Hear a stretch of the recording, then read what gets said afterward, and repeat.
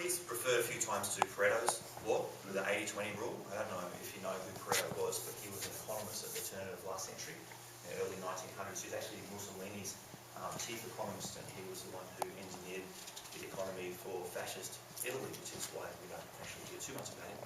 But he was very right with his law. There's another law that's been developed recently by a guy called Paul Zane Filzer. Does everybody know who Paul Zane Filzer is? Yeah, he's a sort of like a maverick economist, and he's been advisor to 2 US presidents, and he's famous because he's made a number of economic predictions that have come true. Other people go, no, that's not going to happen, and his predictions have been shown to be consistently right. He's written a book called The Next $1 Trillion Industry, which is where he's saying that the wellness industry is going to be the next $1 trillion industry. So he's a guy who really knows what he's talking about. And he has a rule that he's come up with, which is a simple equation, which is W equals R times T. And what he's saying is that the wealth of any producing economy, whether it's a practice or whether it's a country or whether it's a globe, doesn't really matter. So the wealth is equal to the resources that we have available times the technology that we use to apply those resources.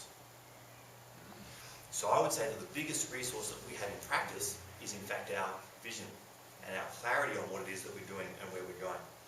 And then if we can use technology to multiply that vision that we've got and apply it, then that's the way we generate real wealth. And when I say wealth, obviously that could be financial return, but more particularly we're talking about wealth of health in our community. And so it's that combination of the vision of our resource and our technology. But look at this. If that technology is in fact a negative application of our technology, then we're going to have our wealth is equal to our resources times a negative technology. We can actually get a negative result by applying technology to our resources. So we need to be careful to make sure that the application of technology is the right one that's actually going to end up allowing us to multiply our capacity rather than subtract from our capacity. And this is the reason why technology has, in some circles, got a bad rap, because it's been applied incorrectly. So it's really important that we apply it right. But if we do apply it right, the potential is enormous. There's another law, a third law I want to introduce to you today, and it's called Moore's Law. And you've probably all heard of it. Moore was a computer scientist. He was a professor of computing science, and he was involved in computers from about 20 years ago. He came up with this law, and that is that the performance of computer technology, the ability, the amount of output that we can get from computers is doubling about every 18 months. Yeah, you've all heard that. And at the same time, the cost of that computing power is halving about every 18 months.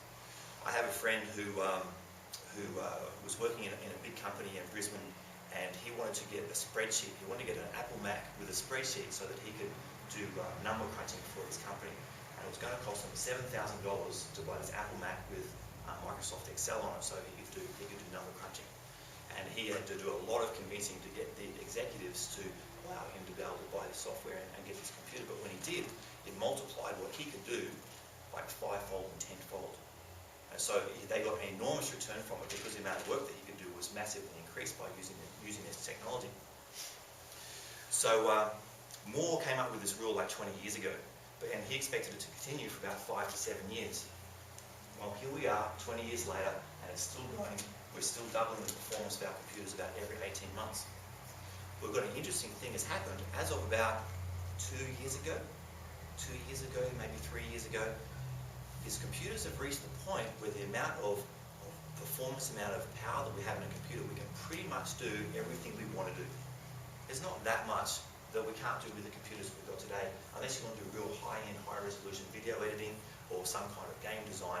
There's not that much that you can't do with a modern computer. So the more performance we're getting now is allowing us to do things that, well, at the moment we don't really need for the kinds of applications we've got. So we've reached a point where the technology that we've got is incredibly powerful. If we apply it right, then we can leverage ourselves in our practice hugely, and we can become much more efficient.